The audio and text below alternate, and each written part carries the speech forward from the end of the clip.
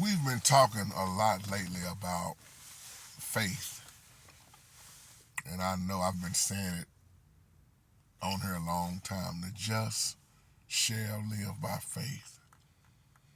And when your faith is increased, that's a beautiful thing. There are some that are very weak in the faith. Um, some people will tell you, my faith ain't where it needs to be. But I want to talk for a moment about how we are tested. And notice I didn't say it feel good. It don't feel good at all. When you experience an unexpected loss, unexpected, it's just, wow, I didn't see that coming. How they was in good health, my loved one, and now they dead. When you don't understand things, you continue to trust them anyhow. You pray, that builds your faith, it increases your faith. You stay in his word, you pray. You that fellowship, that relationship that you have, you constantly pray, you constantly in tune with the Holy Spirit. You fast. But that studying, being obedient, this is how you increase your faith. If your faith is on the same level it was 10 years ago, 15 years ago when you first started out, something is wrong.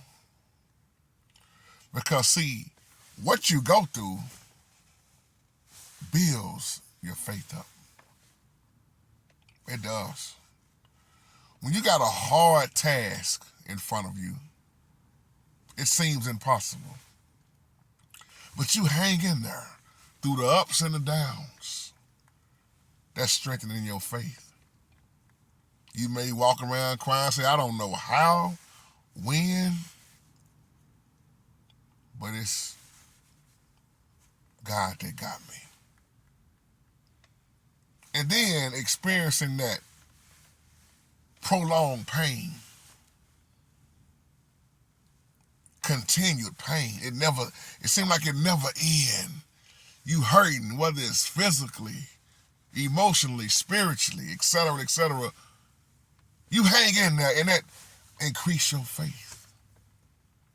Because the next time you go through some stuff, you can say,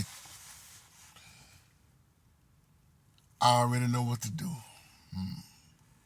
When you have a huge change in your life, you didn't see it coming, but you believe in what you can't see. And then when your promise is delayed, not denied, but delayed, there's a difference. When it don't happen when you want it to, I'm talking to somebody. You have to be more patient, which is fruit of the Spirit. Gaining that patience, that's strengthening your faith. And then when you've been dealing with something for so long, and that problem still ain't solved yet, that'll weigh you down on it. But you still are not leaning into your own understanding. You trusting in the Holy Spirit. See, old folk put it to you like this: anything that don't kill me or make me better. There are some things that we done went through in this life, it built us up. Hadn't we not went through it, we wouldn't be where we are at right now. See, it's hard for you to go to the next level if you can't deal with this level right here that you are on. You want to be elevated, but you haven't learned how to be patient yet. You haven't learned how to be a good steward yet. Oh God, if you just bless me with that money, and I know I do right, but you haven't learned stewardship. You can't even take care of what you got now. I'm not talking about everybody. A lot of people can take care of. They're doing an awesome job. But there are some people praying for things that they haven't gotten themselves ready for because they just saying, God, do it for me. Uh-oh. Do it for me, God, right now. Don't you know there's people praying, God, do it, and the Holy Spirit is telling you, you can do that yourself. You got the Holy Spirit like you say you do. What you keep telling me to do it for you? Do it for you. Why? Do it yourself.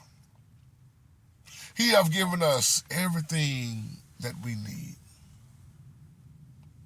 But when you experience a major change in your life throw you a curveball, like some of my old partners would say, even when it don't make sense. You just keep that faith. You keep trusting. So many people have jumped out of the faith. They don't.